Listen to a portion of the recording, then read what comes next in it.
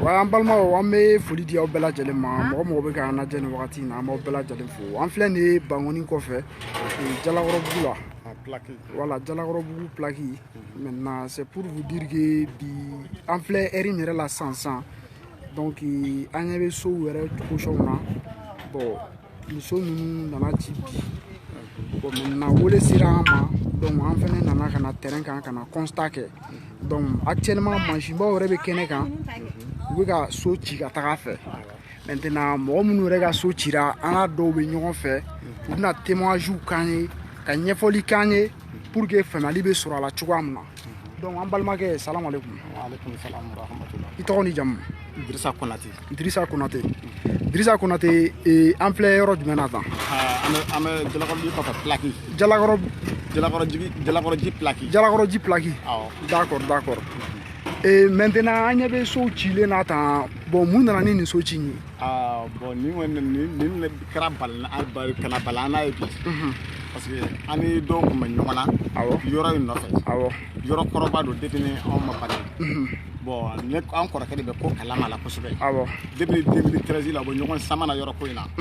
fo ka na se sisan ma. Papiyew bɔra yɔrɔ la ko yɔrɔ ka ɲi ka tila ka permis yɛrɛ bɔ a la. Mais u nana sɔgɔmada in na ka na bali dɔrɔn ni mansin ye u ye yɔrɔ bɛɛ de entouré surɔ gardiw ye yɔrɔ bɛɛ entouré a bɛ mɔgɔ 300 ni kɔ bɔ. Kana ni mobile kana yɔrɔ entouré dɔrɔn dugu jɛra dɔrɔn u ye ne yɛrɛ minɛ n'o yɛrɛ ye ko tɛti ye ni ko bɛ ɲɛmɔgɔya u y'o minɛ dɔrɔn ka taa n'o ye dɔrɔn ka se ka so ci daminɛ u ye so cili daminɛ fɔlɔ de ka minɛn ka so bi minɛnw fɛ ka m'a ɲɛɲini yɛrɛ. Donc nin ye o den kun bɛ nin so de kɔnɔ. Awɔ den kun bɛ nin so de kɔnɔ. O ma kan de ko ni mɔgɔ donna k'a bɛ den ta k'u bɛ so bi a kan. Bon u kun commencera k'u b'o de kɛ mais ne ka muso ye kati gɛlɛya k'i kari ka don bɔ a sɔrɔ n'a ka mansin arrêté dɔɔnin a k'o ta ka bɔ. Mais u ye so in ci yanni u k'a ci u ye sommation kɛ wa u ma sommation kɛ. Ayi u ma sommation kɛ. Ma sommation kɛ. Ayi. Mais papier jumɛn de b'a bolo yɔrɔ in na. Bon papier mun b'an bolo papier bɛ ne kɔrɔkɛ bolo. Papier in diplôme b'ale bolo. Bon o papier de kɔni b'an bolo a dira mɔgɔ ma fana a bɛɛ permis bɔ a ka yɔrɔ la. Mɔgɔ caman an yɛrɛ b'o kalama yan. Bon k'u kɔni na bi an ka nin position de la. U nana bi aw kan. Nin position. Donc a ka nin so in a valeur bɛ se ka taa miliyɔn joli ɲɔgɔn na.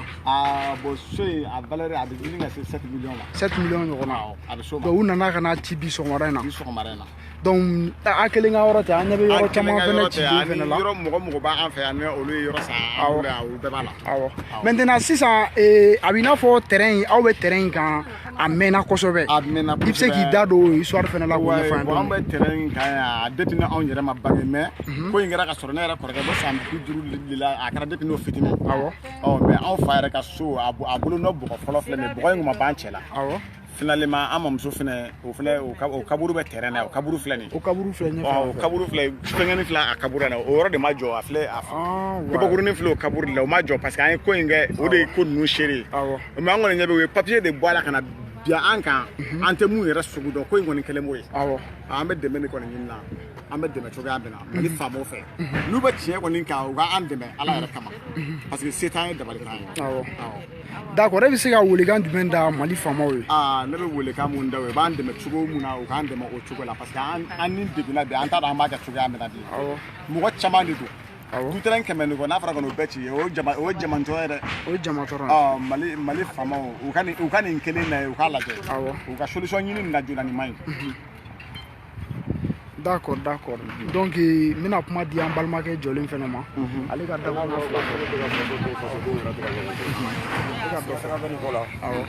rebelle tɛ k'an to yen an yɛrɛ tɛ ka ɲɔgɔn to ɲɛtaga jumɛn bɛ sɔrɔ o sigi la. A ka gɛlɛn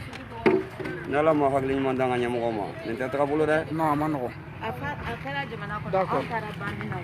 n balimakɛ i tɔgɔ ni jamu. Ne tɔgɔ Jibirili. Wayi an ɲɛ b'aw la kɛnɛ kan bi yɔrɔw bɛ ka ci mansin bɛ ka yɔrɔ ci mun de nana ni nin ye. Bon ne kɔni ne ka yɔrɔ 4 de bɛ yan. N nana ni yɔrɔ ninnu san ka taa permis bɔ a la kati. N ka permis 4 bɛɛ bɛ n bolo. N tɛ foyi kalama. N yɛrɛ tun kan ka yɛlɛma kalo kura. Muso 3 de bɛ n bolo. Donc u ye n wele sɔgɔma in na ko gardiw kɛlen don ka yɔrɔ bɛɛ fɔ. N nana n y'u ɲininka n ko pourquoi nin ye mun ye ko non ko gɔrɔsi bɔra ko ka yɔrɔ ci. Ne ko non ne bɛ yɔrɔtigi dɔn yan a tɔgɔ Seydou Jara. Wa n ma yɔrɔ in san kun fɛ.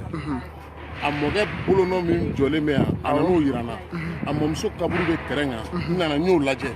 ka jateminɛ kɛ ka sɛgɛsɛgɛli kɛ yanni ka sanni kɛ n y'a ye k'a fɔ yɔrɔ y'u ta ye wa seedu ta don tiɲɛ don mais an bɛ don min na komi bi a tɛ seedu ka bolo yɛrɛ kan a bɛ État ka bolo de kan parce que ni État an ye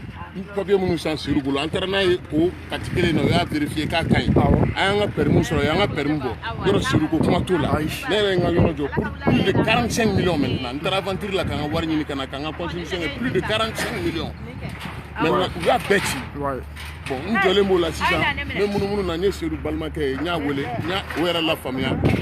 ni i yɛrɛ pour que i k'a faamu ma tila cili yɛrɛ la hali n'i kɔfilɛ sisan n'i bɛ mansin na étage ba mun filɛ mansin kun fila kɔfɛ a bɛ k'a ci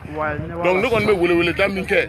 maliyɛnw ye mali faamaw se t'an ye dabali t'an ye an tɛ kɛlɛ fɛ tuguni kɔrɔnfɛla kɛlɛ bɛɛ ɲɛ b'o la an bɛ kɛlɛ bancogo de ɲini mali kɔnɔ mais mɔgɔ si kɔni t'a ye i ka taa sɛgɛn kɛ ka kɔgɔjiw tigɛ wari nɔfɛ ka na o ka tiɲɛ ni tiɲɛ cogo la a ti bɛn dɛ ni ba degunna a bɛ kini kɛ an b'u deli ala ani ala kira kama u b'u se k'an ye nin na seedu yɛrɛ talen filɛ yɔrɔ min na bi a man ka kɛ an ka wari yɛrɛ kɔ tɛ tuguni dɛ u ka seedu labɔ ka tila ka an ka ko in sɛgɛsɛgɛ ka tiɲɛ n'a nkalon da kɛlɛ kan ala yɛrɛ bonya kama ani malidenya ɲumanya kama o k'o kan ye an b'o de ɲini u fɛ se t'an ye dɛ o de tun bɛ ne fɛ d'accord merci beaucoup n y'a faamuya donc an balima maliyɛnw an b'aw fo ko foli belebeleba d'aw ma an bɛ bamako yɛrɛ kɔnɔ yan ok an bɛ bamako kɔnɔ Dialokoridji ko plaki donc n'i tɛmɛna Ayidara ka yɔrɔ la ka na ɲɛfɛ dɔɔni donc an bɛ Mali autorité wele halisa ni banjugu minɛra k'a datugu ko a ye kuma fɔ kuma mun ni a kun man ka fɔ parce que jamana ni mɔgɔw bɛ ɲɔgɔn na mɔgɔ minnu ye an ka jamana symbole an ka jamana danbe an ka jamana tabiya an ka jamana lakanabagaw mɔgɔ minnu ye olu faga mɔgɔ minnu bɛ k'olu bali sunɔgɔ la mɔgɔ minnu bɛ k'an ka jamana bali a kana taga ɲɛ k'an ka économie faga ni banjugu minɛra k'a datugu parce que k'a ye kuma fɔ ko kuma mun ka a man k'o fɔ an ko ko on est d'accord mais ko fɛnɛ bɛ ka kɛ bi Bamako kɔnɔ yan bangoni kɔfɛ ni IBK bɛ sunɔgɔ la a ka IBK lawuli ka bɔ sunɔgɔ la ni Maliki t'a kalama a k'a fɔ Maliki ɲɛna donc plus de 100 maisons o de bɛ ka ci actuellement Bamako kɔnɔ yan donc même actuellement an jɔlen filɛ so min yɛrɛ kɔfɛ nin ye ta a tulo bɛ mansin mankan na mansin bɛ ka mɔgɔw ka so ci maintenant an bɛ fɛ ka mun fɔ n balimaw an ɲɛ bɛ mɔgɔw ka so cilenw de la n y'a faamuya an ɲɛ bɛ mɔgɔw ka so cilenw de la n'a fɔra mɔgɔw bɛ na wari investir u ka so la des millions et des millions n balimaw o de bɛ na ci sɔgɔmada kelen ko papier ko ou bien ko titiri ko n balimaw an ka sira an yɛrɛ an ka miiri an laban na i bɛ ka nin bɛɛ bɛ ka kɛ e de ka fanga kɔnɔna la e ko k'i ye silamɛ i ko k'i taara iji la i ye silamɛ i taara iji la ala fana ko kuranɛ kɔnɔ ko mɔgɔ faama o faama e de ko k'i bɛ kɛ faama ye e de ko k'i bɛ se ka maliyɛnw ka lakana d'u ma e de ko k'i bɛ se ka maliyɛnw ka kiiri d'u ma e de ko ko i ka fanga kɔnɔ ko bin tɛ kɛ fantan kan e de ko k'i ka fanga kɔnɔ ko maliyɛn ko fantan se tɛ mɔgɔ min ye ko e bɛ o lakana k'i bɛ o ka jo di a ma mɔgɔ min jalakira ka jalakitigi ka jalaki d'a ma ka jotigi ka jo d'a ma i bɛ ka sow bɛ ka ci bangoni kɔfɛ an bɛ jamana ɲɛmɔgɔ an b'a interpeller jamana ɲɛmɔgɔ interpellelen fɛnɛ kɔfɛ an bɛ au conseil président ni o ye Usumani Serif Marane Ayidara ye an bɛ ale fɛnɛ wele donc nin filɛ nin ye ale ka yɔrɔ yɛrɛ kɔfɛ yan bangoni Janginebugu la donc fɛn dɔw dun jamana a tɛ se ka avancer nkalon kan dɛ jamana tɛ se ka avancer ko dɔw kan k'a sɔrɔ bin bɛ ka kɛ fantanw kan k'a sɔrɔ fantanw ka sow bɛ ka ci walahi jamana tɛ se ka avancer ten tɔ jamana tɛ se ka basigi nkalon kan jamana tɛ se ka basigi k'a sɔrɔ fantanw ka so bɛ ka ci walahi bilahi o jamana Mali tɛ kɛ foyi ye tant que fantanw ɲɛji bɛ ka bɔ ala yɛrɛ fɛnɛ y'o fɔ mais ni minnu kan ka tiɲɛ fɔ n'olu fɛnɛ tɛ ka tiɲɛ fɔ faamaw ye an tɛ se k'a fɔ an bɛ jigin IBK fɛnɛ la parce que IBK fɛnɛ minisiri dɔ ta o minisiri ni o ɲɛsinnen don nin kow ma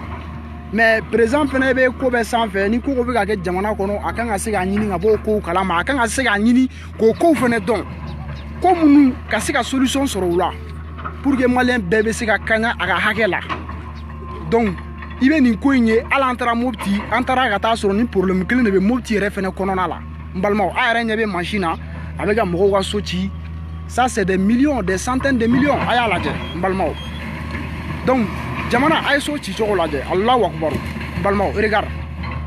ko ni jamana ka basigi tan ko ni jamana ka suma tan to jamana tse ka suma tan ni a ko ni ma nya mɔgɔ y'u ka wari don so la mɔgɔ y'u ka wari bugun ka don so kɔnɔ a ye solution ɲini a la ni a wariw bɛ se ka récompenser cogoya min na ou bien ni a kow bɛ se ka kɛ cogoya min na a bɛ solution ɲini a la mais n'a fɔra e ka t'i ka diɲɛlatigɛ bɛɛ kɛ ka na don fɛn dɔ la o ko kana ci tile kelen bon a ma nɔgɔn bon an bɛ fɛn dɔ fɛnɛ fɔ an balimaw fɛnɛ ɲɛna parce que dɔ bɛ ɲa la dɔ bɛ ɲa cɛlakaw la mɔgɔw fɛnɛ n'aw bɛ sow fɛnɛ san a y'u papiyew sɛgɛsɛgɛ k'a lajɛ ni mankan tɛ a yɔrɔw nɔfɛ